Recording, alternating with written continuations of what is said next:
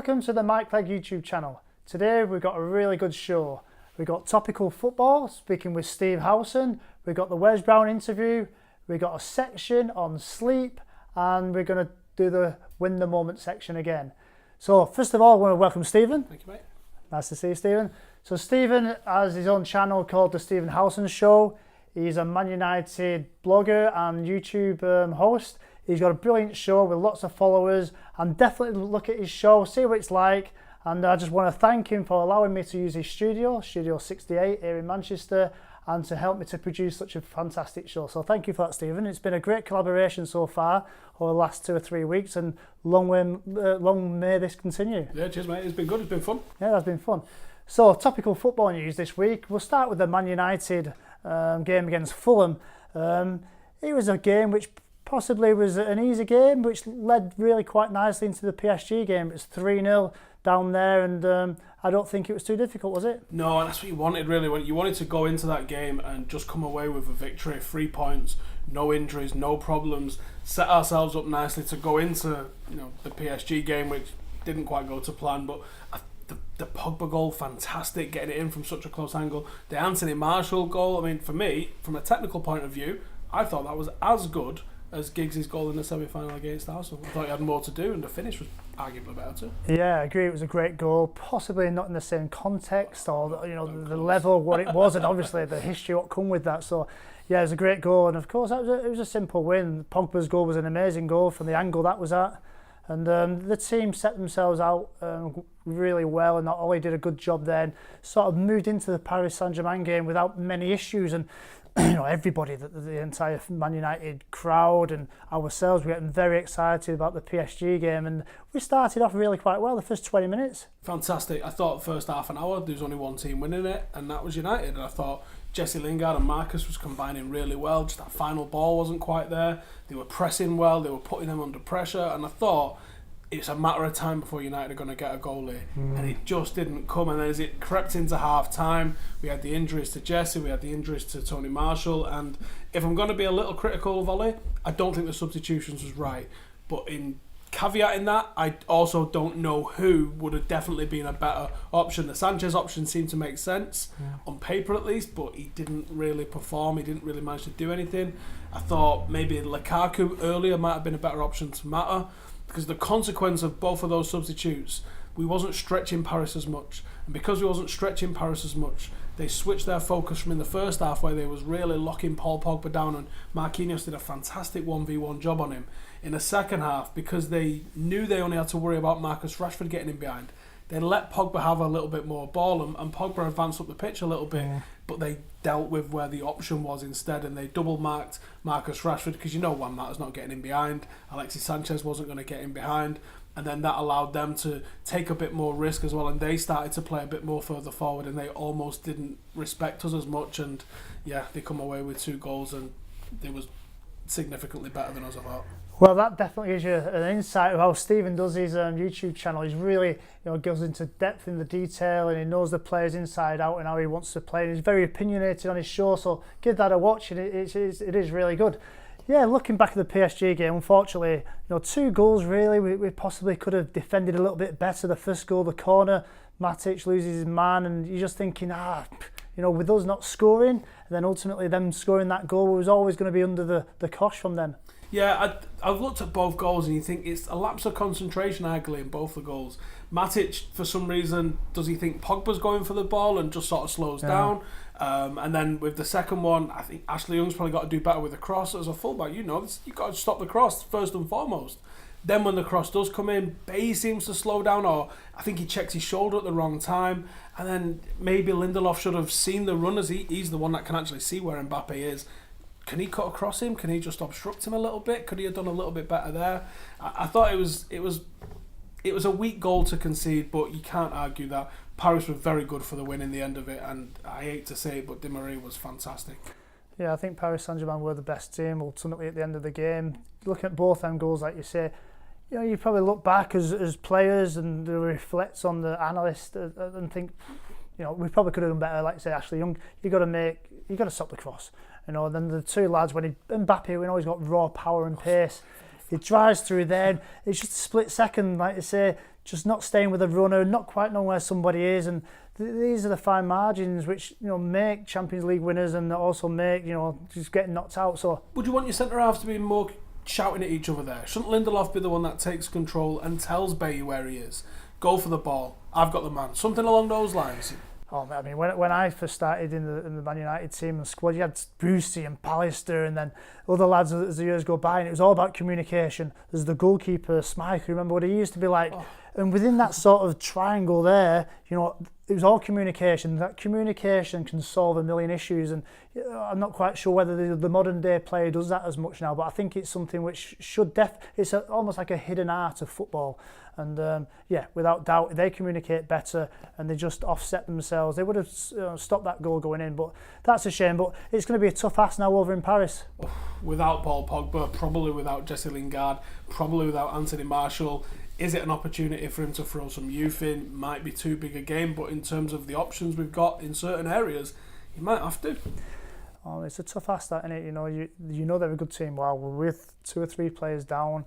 Do you throw the kids into an environment like that? Which you could end up ruining them, couldn't you? If we end up coming out, I mean, we've seen them put 8 and 9 past someone the other week in the French league, and that's adults. So if it was like, let's just throw a few youngsters in, it could set them back years in the development. But on the flip side of that, everybody gets an opportunity at some point, and if you can actually make your stance. I remember when Gary Neville made his debut in the European Cup, I remember him smashing somebody. It was like, he's put a marker on the floor that I'm here, and there's other players done that, and you just never know when that opportunity comes, and somebody somewhere just might get a sniff, and that could be the change of their career. Marcus Rashford's entire career is on the back of Tony Marshall going down injured in a warm-up, and Marcus stepping into the first team, scoring 2 goals in his debut.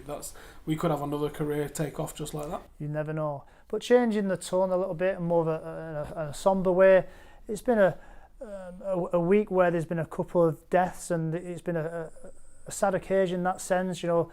First of all, Gordon Banks passing away, obviously an absolute legend for England, the only goalkeeper England have had. Obviously got a World Cup, but his name just stands as legendary, and it forever will be, and it's a sad loss. It is a sad loss, yeah. Gordon Banks is an absolute legend of the game. Anyone that's grown up watching football in England is aware of him.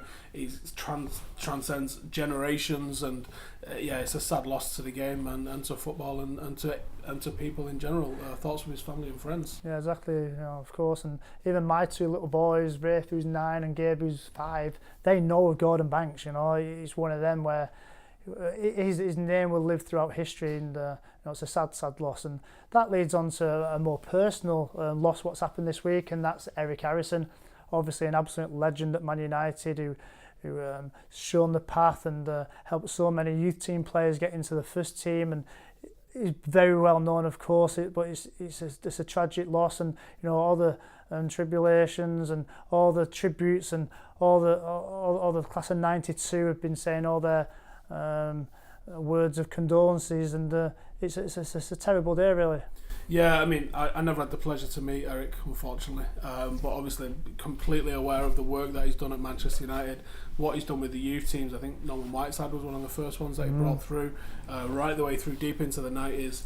I believe he's brought through 30 internationals from young men into international players through at Manchester United, which is a phenomenal record. I think Jimmy Murphy only managed 20.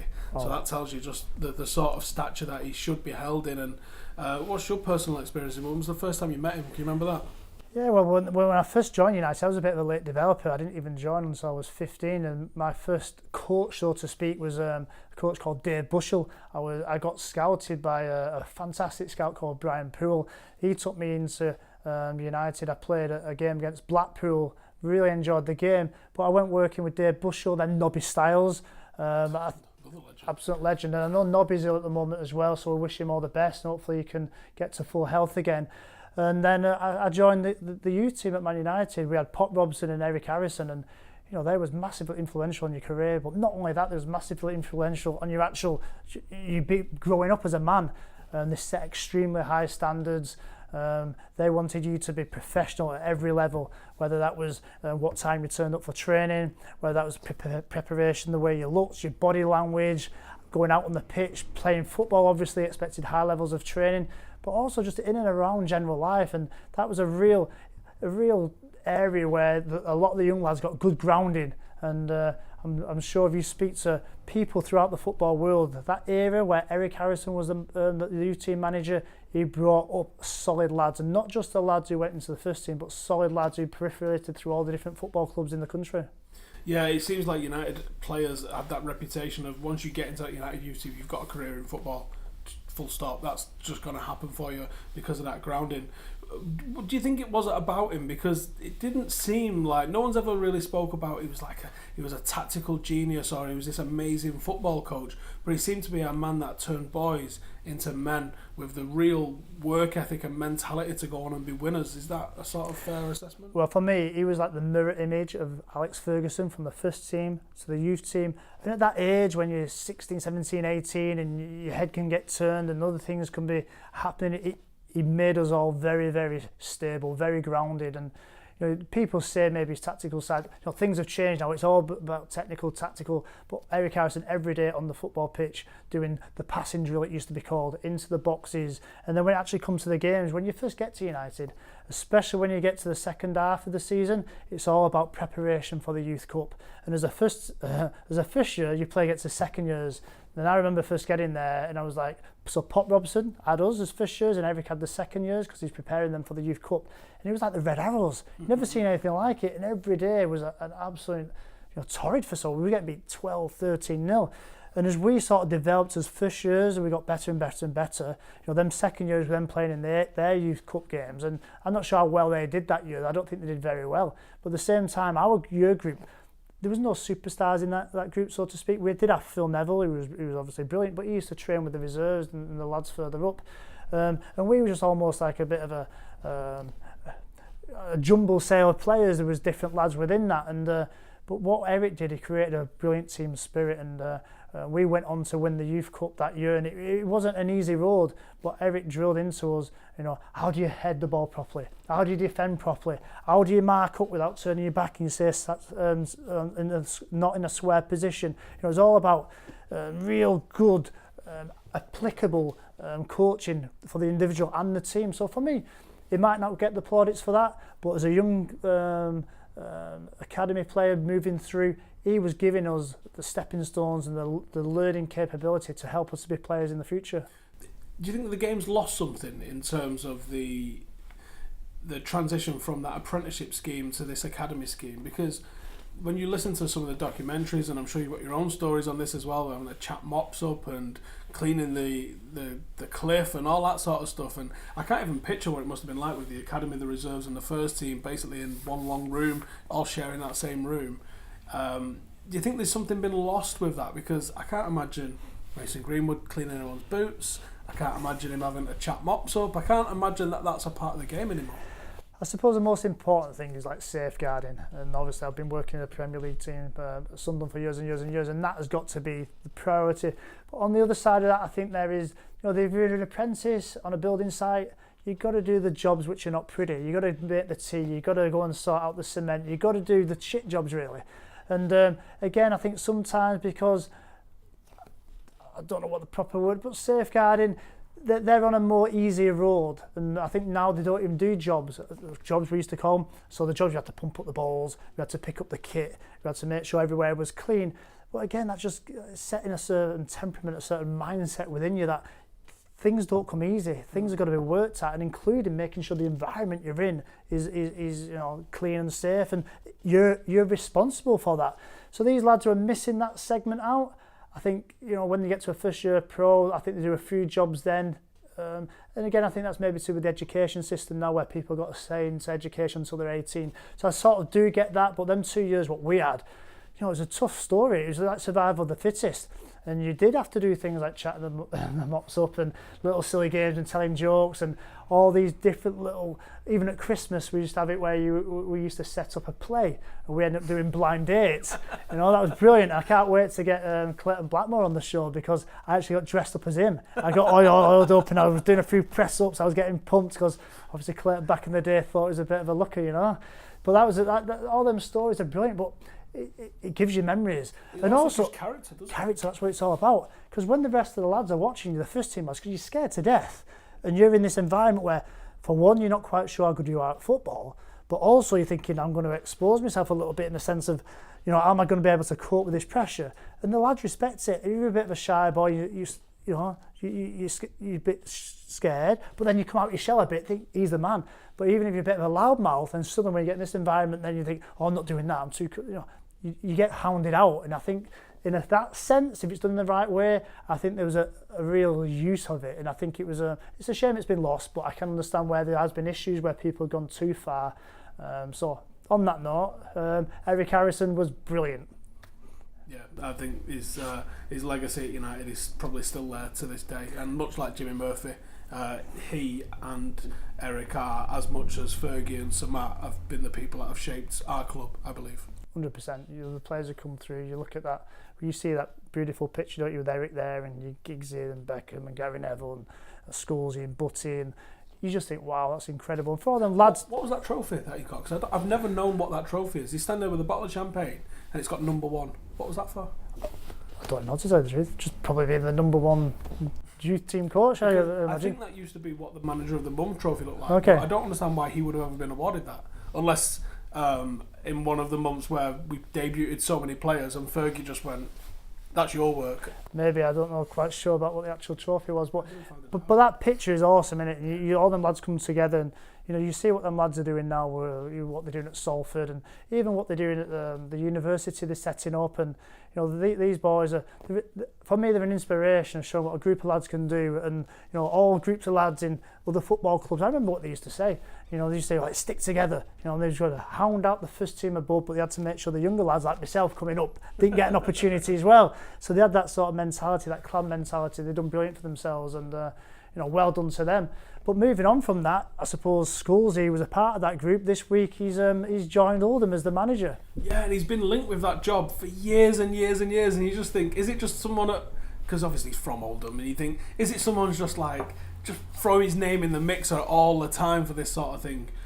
But it's actually come off, so there probably was some interest at some point through all of that being linked to it. Very interesting to see how he's going to set his team up and how they're going to play. I mean, obviously I know Scholesy for years, and he's always been a big fan of Oldham, and when I went to Oldham myself, he wished me all the best. And you know, 20 years later, he's took the plunge. Really, he doesn't need to do it. He's put himself right on the edge of, you know, especially with how he's been talking about managers on BT as well. Well, exactly. And I think he's admitted I've put myself in the firing line here, haven't I? Yeah, of course. And you want to make sure you have the resources to try and back up what you're trying to do. And we sometimes say, oh, it's a difficult job, maybe. You know, sometimes it's a difficult job to be the next manager of Arsenal. No, it's a difficult job being the next manager of Oldham. Oh, big time. You know what I mean? So what he's done there is a testament to him as a person. Again, I think it sort of comes back down to where you're from. You know, what was your upbringing from Oldham, and then being in that United environment.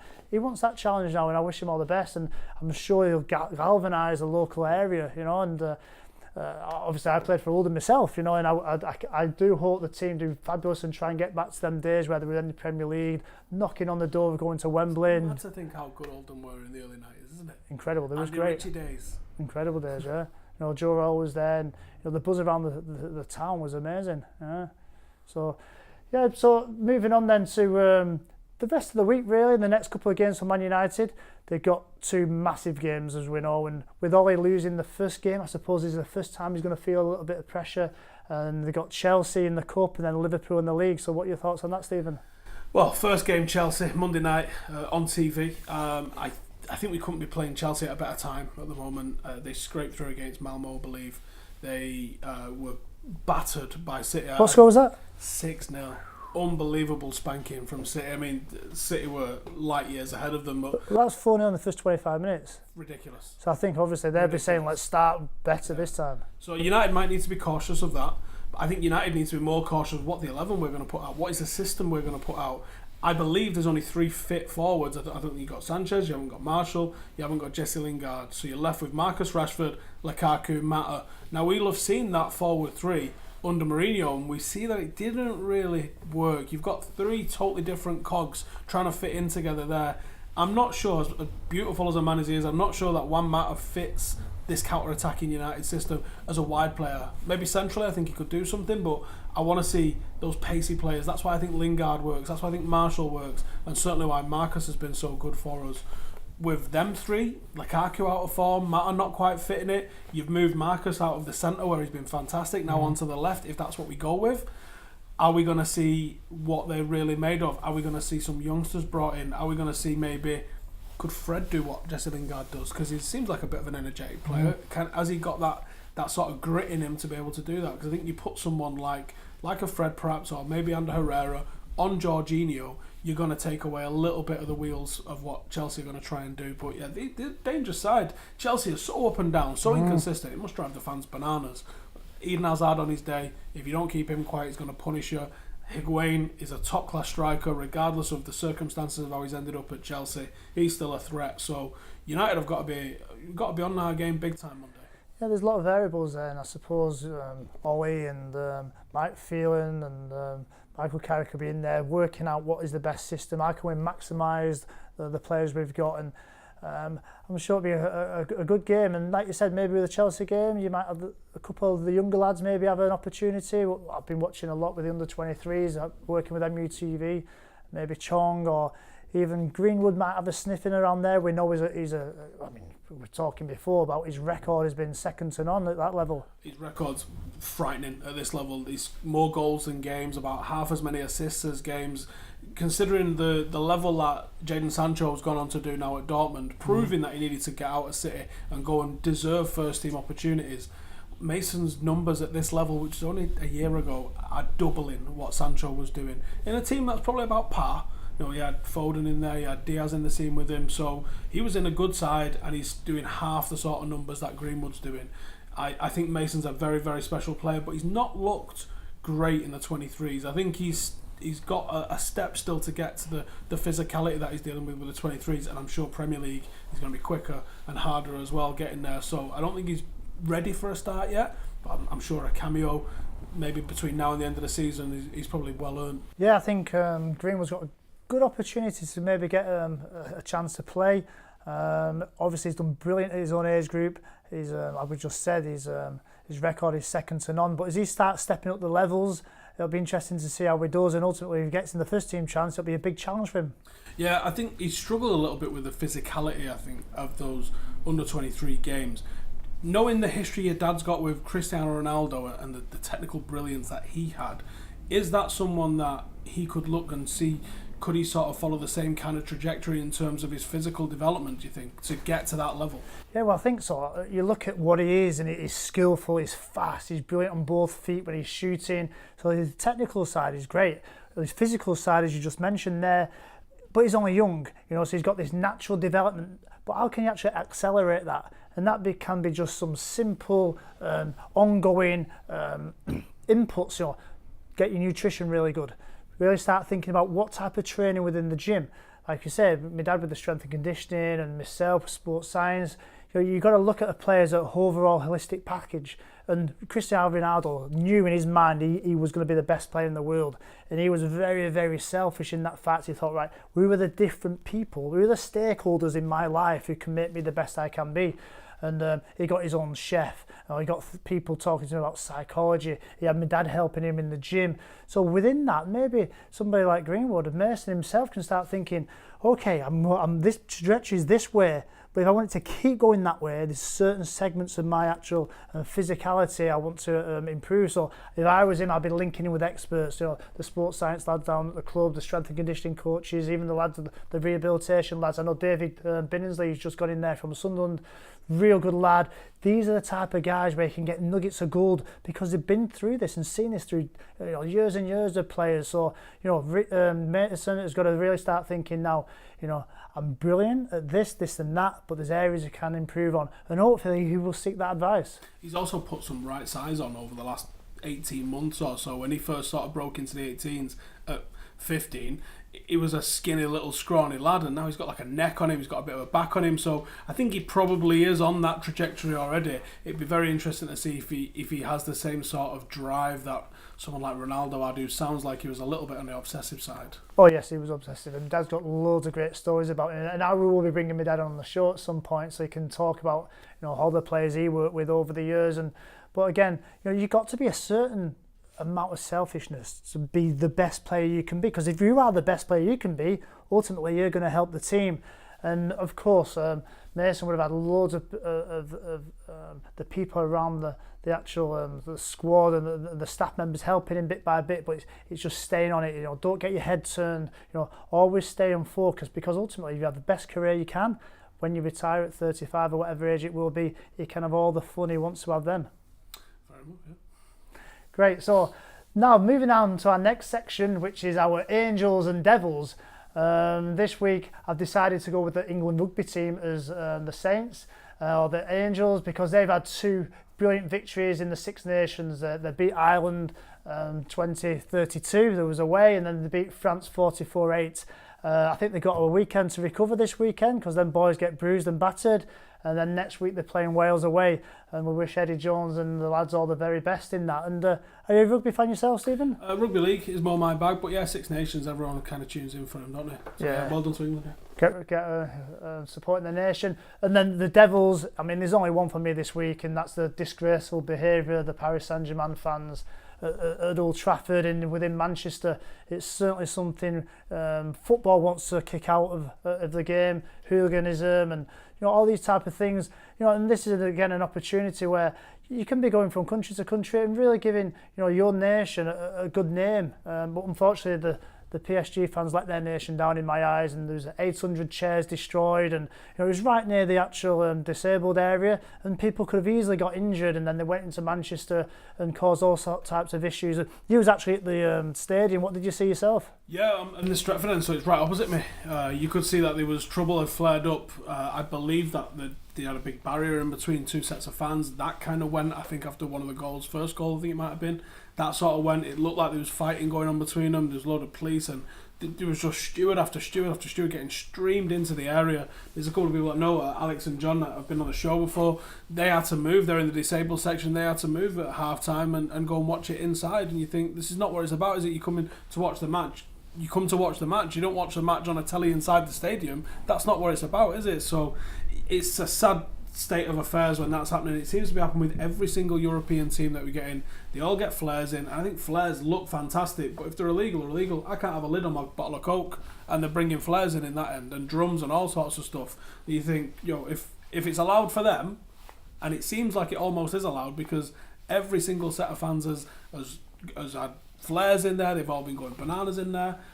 Let us have it in the Stretford end as well, because the atmosphere is constantly criticised at United, and it seems like the club do nothing to really help that. Well, that's an interesting point you bring up, and I'm sure you can fight that one yourself, Stephen. So for me, the Paris Saint-Germain fans, they're the Devils of the week, and we hope when the Man United fans go over there in a couple of weeks' time that we behave with respect, because that's the type of club Man United are, and as a nation, we don't want to be doing that, because it looks terrible, and we hope you don't get involved in that type of stuff. So Stephen, to finish with some personal news regarding myself. I've obviously moved from Sunderland now. I'm living half my time in Sunderland, but half my time in Manchester in Tameside, and I'm from Ashton-under-Lyne itself. And there's been an announcement this week that I've joined Curzon Ashton as their health and wellbeing ambassador. And a part of that is my company, Seed of Speed, is going to sponsor Curzon Ashton, and they've got a game tomorrow against Blackley Town. So we wish you all the best, Mark, down there, and the rest of the lads.